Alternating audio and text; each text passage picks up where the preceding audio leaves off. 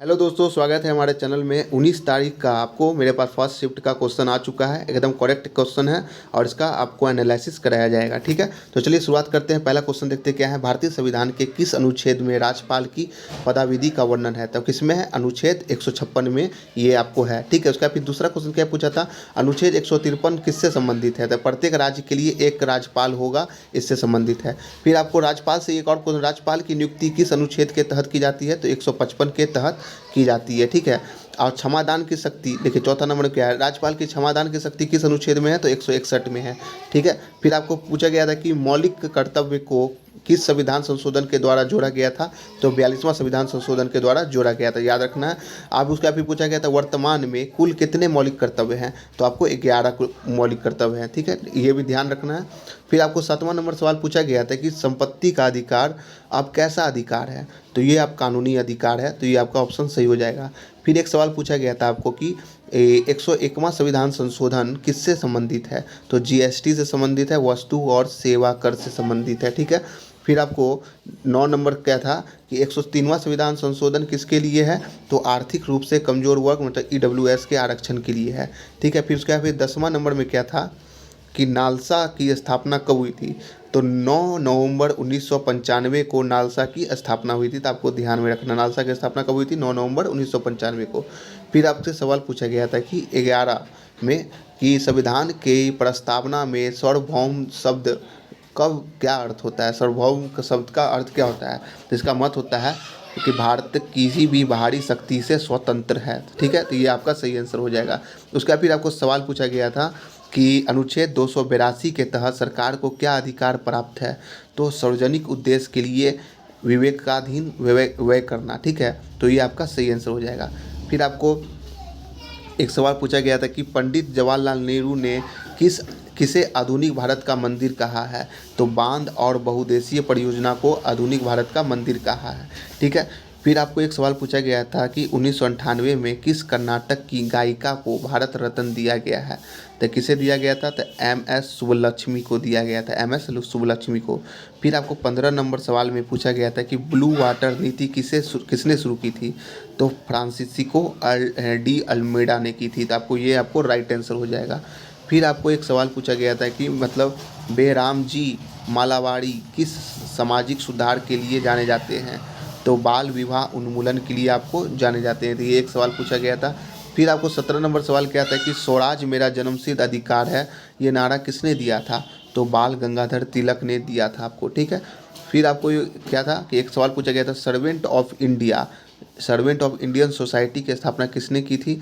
तो गोपाल कृष्ण गोखले ने की थी। कब की थी? तो 1905 में किया था। ठीक है, तो आपको ये भी ध्यान रखना है। ठीक है, देखिए उसका फिर क्या है। फिर आपको देखिए प्रयाग प्रसिद्धि किसके द्वारा प्रयाग प्रसिद्धि किसके विजयों का वर्णन करती है? विजय का वर्णन करती है तो समुद्रगुप्त के विजय का वर्णन करती है। तो आपको ये ध्यान रखना है। ठीक है, फिर आपको एक सवाल पूछा गया था कि भारत का नेपोलियन किसे कहा जाता है?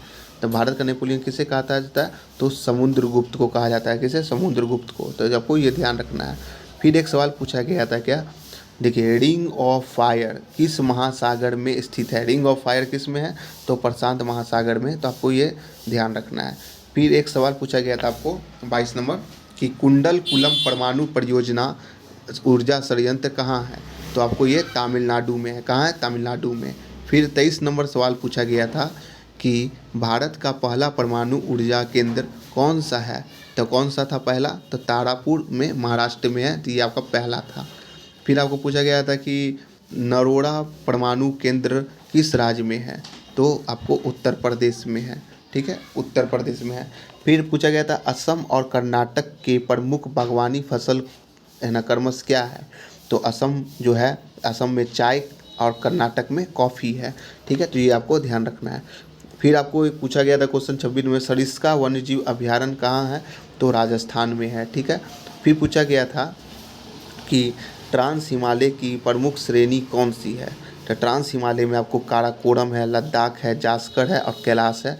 तो ये आपकी प्रमुख श्रेणी हो जाएगी। ठीक है, उसके बाद फिर था एक सवाल आपको कि सेनकाकू नदी पर वर्तमान में किस देश का नियंत्रण है?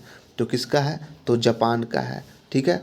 फिर आपको 29 नंबर में क्या पूछा जाता है, कौन सा लेंस प्रकाश के एक बिंदु पर अभिसारित करता है। तो कौन करता है, तो उत्तल लेंस जो है एक बिंदु पे अभिसारित करता है, तो आपको ध्यान रखना है, ठीक है। फिर आपको क्या था कि अवतल लेंस का उपयोग किसके लिए किया जाता है, तो अवतल लेंस का उपयोग था, ऑप्शन में देख लीजिएगा, निकट दृष्टि दोष मतलब मायोपिया के लिए किया जाता है। तो ये आपका सही आंसर हो जाएगा, ठीक है।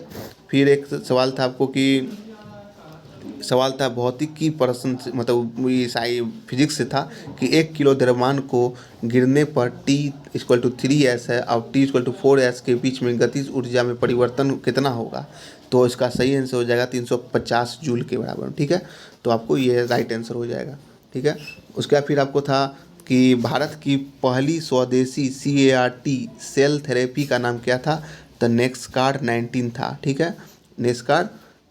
नेस्कार्ड 19 था, ठीक है। उसके बाद फिर आपको क्या था, देखिए बांस में किस प्रकार की जड़ें होती है, तो रेशेदार जड़ें होती हैं, तो ये आपका सही हो जाएगा।